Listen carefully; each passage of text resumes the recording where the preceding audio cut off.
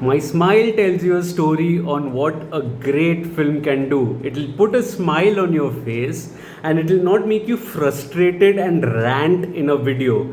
This was the perfect case for that in a film that I thoroughly enjoyed. Hi guys, I'm Farhad and welcome back to my channel Popcorn Reviews. If you're new to this channel, then please smash that subscribe button now. And as a video ritual, remember to like and comment on the video. Liking and commenting helps fuel the YouTube algorithm. And today the film that we're going to be talking about is the Kannada film, the new Kannada film, which is Kantara Chapter 1, which is starring and directed by RISHAB Shetty. Now this film has made the headlines ever since the first Kantara was out, which was absolutely a runaway hit. So much so that it may have taken even the makers, which is RISHAB Shetty in this case, almost taken aback as to the kind of response that it got, particularly in the Hindi speaking belt. And as it turned out, it kind of made me a little skeptical about how Kantara Chapter 1 would turn out. Firstly, because it was a prequel, and secondly, the path that RISHAB Shetty was taking was a risky one. It was not a typical cash cow kind of a second film in the franchise, which would just be like a continuation or a similar story in the same timeline. He in fact chose to go 2000 years back as a prequel origin story of the Devas which are here, the Kantara, the forest which is here. And that itself was a very, very risky proposition. Guess what? RISHAB Shetty has scored, and it's RISHAB Shetty OP in the chat once again. Now, coming to the story and screenplay, if I have to just talk a little about the character of the protagonist, which is Burme, the character which is played by RISHAB Shetty. Now, Burme is actually, it's interesting how his character is named Burme, firstly, because it's based on the Tulu warrior who is known to protect his clan or tribe back in the day, and therefore it almost could draw a parallel with the character of Shiva, which he played in part 1. Shiva, as we know, has a mythological relevance also, that he's the protector, and therefore both these characters, Burme and Shiva, have this in common. Both are protectors of their land, and they do not, they protect it from the evil spirit or anything of that which is there. But there's a clear distinguished factor between these two characters, that Burme, unlike Shiva, the character Shiva in Kantara Part 1, Burme exactly knows, of his existence, of his clan, of his tribe, particularly after how we see him, for the first time as a child, almost in a pit and protected by a spiritual tiger, which is a symbolism of goddess Chamundi, you can say, and that is again a protector of the land in a way, and protector in a vicious way, so to say. And so the origin story of Bame is definitely that of he understands the needs of his people, and he puts his needs of the people before anyone else, and he understands the difference between good and bad, and that is the distinguishing. So there's no arc that was there as far as Shiva was concerned in part 1. Okay, now let's taking a step back, the narrative style that Kantara Chapter 1 follows is that of a folklore. It's like a folklore that is being narrated to a little child while he's witnessing a certain incident that takes place at the start of the film. And that certain incident has the boar god in the forest that you see. That boar god, which is Penyuli Deva, that is symbolic of, almost like a in between connection between the wilderness and the humanity, which is mostly consumed by cultivation of land or the improvement of land. In short, that figure is the protector of the land, almost like a in between sort of a symbol between nature and humanity, so to say. And that, I think, was a perfect way to open the film, because that was the recurring theme in the drama. The same recurring theme you would see going forward as well, between the two tribes, of the Bangra kingdom and also the Kantarans, which are there in the forest, which play a tribe. Now, interestingly, both these facets that are there, particularly the Bangra kingdom in picture here, is driven by a trait of greed, you can say, a trait of greed, and that you see trait you see the trait here almost like it is passed from one generation to another. So originally when you see King Vijayendra, you almost see that he's a cruel man, and he almost takes to slavery like fish to water, and he thrives in that power dynamics that is there until a tragedy strikes in Kantara. Now this same greed is transferred to his son also, King Rajashekara, which is played by Jairam, and you see that he's driven by greed, but also there is an element of fear, and this element of fear is what stops him from achieving his aspirations with respect to the spices that are found in the forest, because of what he witnessed as a child, of an incident that happened with his father, so to say. Likewise, his children also, which are played by Rukmini Vasanth and Gulshan Devaya, Prince Kulashekara and Kanakavati. Both these characters also are living a life of privilege, so to say, which in a way you can say, particularly with the character of Prince Kulashekara, is that of greed. You see him as a very callous kind of a person, very carefree, he's an alcoholic, by the way, and is known to have atrocities on his own people also at times. And this, is a trait of greed that is, driving the narrative here, and it's almost in the same drama, in the same box as it was in the first part, where the issue, the main conflict was that of the land in the first part. Here it is of the forest land. So the two sides which are there between nature and humanity are, almost similar in this sense, in a different context here. Now coming to the other side, when we talk about the Kantarians, we see that they are a very close knit tribe, and they have to compete with another tribe which is there, which is that of another, you can say, another dimension, or another ego, so to say, another trait, which is that of black magic and mysticism, so to say. And so therefore they are pitted against two big opponents which are, divided. But interestingly, the symbolism here is that of the myth that is, tying the tribe together in order to protect their homeland. And that is something that you also see at the start, of Burmese journey, when he's in that pit and he is protected by the spiritual tiger. There's a parallel there to, witness. And I think that makes for an interesting kind of a dynamic which is there. Now, the film is not without its flaws, and let me put that very clearly. I'll go a little lighter on the flaws because the larger picture that is there, it has something extraordinary to say, and it overshadows this to a very large extent. But there still are flaws, and we can discuss that out as well. One of the flaws is in the first hour, where it takes a long time to build up. Now, for me, building up to a long time is not a flaw, because that we've seen in films, even like in Drishyam, for example. The flaw is in the tonal inconsistency, wherein there is an indulgence of humor that is integrated with a couple of subplots. Now, this integration of humor almost felt like it was against the grain, and it just kind of stuck out in a film, that wanted to say so much more than that. And if it had almost, shifted its focus onto the origin story of the forest or the jungle, they say Madhuvan of the gods, Madhuvan, Ishwar ka Madhuvan is what the word was in the film. I think that would have added a lot more impact as compared to, a subplot involving, a soldier who's swayed in jail to switch sides, or another soldier who's found on top of a constructed monument, so to say. I think it just kind of, slowed things down, adding minutes, okay, but not substantial minutes that would contribute to the larger extent of the drama. But things pick up in the second hour, there's a little more urgency in the second hour, with respect to the actions of Burme, and how he understands his connection to the spiritual world, also the emotional core that he has with his mother, which has a very big impact in a particular sequence that is there. You will see in the film, I'm keeping things vague.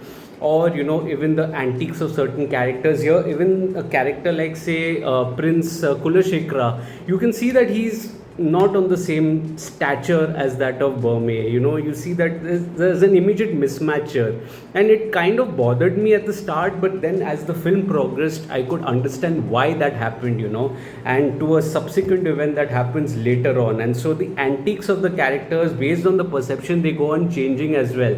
I think that, you know, forms an interesting second hour, which is a lot more urgent and a lot more intense, particularly with the Bhuta Kola ritual that is performed at least at a couple of instances in the screenplay.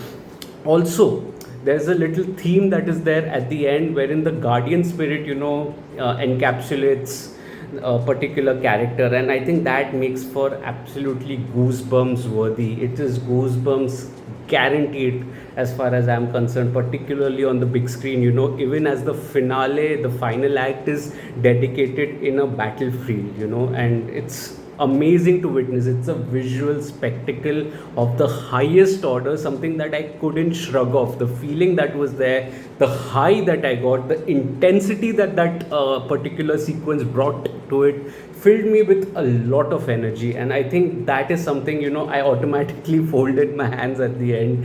And that is something, that's the kind of impact that the film had on my psyche as well. So the film is progressively good, but you have to give it a little time in the first hour, which is there. And I'm keeping my criticism light because it has a lot to say in terms of the symbolisms that are there, or in the second hour, in which, you know, there is the story that unfolds between good and evil. That's the broader template which is there. Now, coming to the technical aspects, the dialogues, the music, and the direction, I think the dialogues, when they choose to be profound and when they choose to be grounded and gritty, is the time that, you know, it makes the most impact. It just deviates a little when there is a you know, comedy sequence that is plugged in at the most random time, you know, even so much so in a battle sequence wherein the camera is cut away into a comic little sequence that is plugged in into the drama, which it wasn't really needed. But when it chooses to act on symbolisms and talk, you know, about the gritty nature of the drama, or the myth or the folklore about Kantara and the symbolisms of the animals which are there, I think that is when, you know, the lines really score. I think what really scores, and I'll tell you that honestly, is the BGM and the music, particularly the BGM that complements the drama to a very large extent. I think the BGM here, there's a scene in which the character of Rishabh Shetty does Bhuta Kola, and that's the ritual in which you also saw it in the first part at the end, you know, where there's a lot of energy, that it's almost like a depiction of a spirit that encapsulates the soul of a man in order to, you know, communicate and put across a message to mankind for the larger good of the land, so to say. That is the basic ritual. In that scene, you see the music, and it will completely hype you up. It will fill you up with that energy. There's an intensity that is there, that raw intensity that completely encapsulates you, and that has to do a lot with the music here. Even the cinematography and the production design are top notch. I mean, I cannot emphasize that even more. Be it the final scene in which there are 3,000 characters in one frame, you know, as a wide shot, or, you know, quiet moments in the forest which are enchanting, or even a drone shot that involves, you know, the capture of a battle in a forest. I think that was really, you know, enthralling on the big screen as well. The VFX is also superb. The depiction of animals and the caring nature in how they are in line with the nature, and how the perception of mankind is towards them. I think it's a wonderful depiction of VFX also. Even the tree, you know, there's a scene in which a tree is lit up, and I'll tell you why that is special, because there's no reference to that. So to visualize that as a filmmaker and to showcase it is something incredible. I got goosebumps in that. The editing pattern is largely good, unless, you know, you would want to call out certain flaws with respect to cutaways that are there, which, as I said, I'm going to keep things slow here. I'm keeping things a little light as compared to that. Director Rishabh Shetty, I think his name should be right up there with somebody like Sanjay Leela Bansali, or even a Rajamouli for that matter, for the vision that he shows, you know, because here this was a very difficult film to interpret on screen. All ideas may have been there on paper, but to interpret that and to translate that idea on screen was a very big achievement. And I think Rishabh Shetty deserves a salute to this for this film. I think he was outstanding as a filmmaker, and it just fills you up with so much energy, and particularly because he doesn't opt for an easy path here. He opts for a complex, a difficult path, in the same zone but difficult path with a prequel. And it was not a cash cow, as I said earlier in the video. And keeping that in mind, the characters, the world building, I think even the visualization of how every action set piece will unfold, the visuals per se, the symbolisms that follow are immense, incredible. Rishabh Shetty deserves a bow. I can doff my hat if I had one. Performance wise, I think all performers do a wonderful job. I think even I liked Gulshan Devaya in this role. I think he was as a callous and an alcoholic kind of a character who has no remorse, so to say, but is a little carefree, slightly over the top. I think he shows a lot of control, Gulshan Devaya, and I think he does an incredible job here. In his, I think, Kannada film debut, if I'm not wrong, let me know in the comments. I think it's his Kannada film debut here. I think he does an incredible job, Gulshan Devaya. Rukmini Vasanth also is outstanding here. I had fears about how her character would be reduced just to a love angle. It's not. It's very impactful, and I think she did a wonderful job. I think Rukmini Vasanth is one of those budding talents, budding actors who you would hear a lot going forward as well. You saw her in a film like Sapta Sagara Cello. I think recently I saw her in a film like Madrasi also. Great screen presence, and I think roles like this will establish her foothold in the acting department also. I think she's phenomenal here. I think some of the other characters also leave a mark, like Jairam. I think he does a good job. Pramod Shetty also does a good job, but the soul of the film is again Rishabh Shetty. Rishabh Shetty is outstanding once again. Firstly, he has such a towering figure that justifies the personality of the protagonist here as being touted as a protector.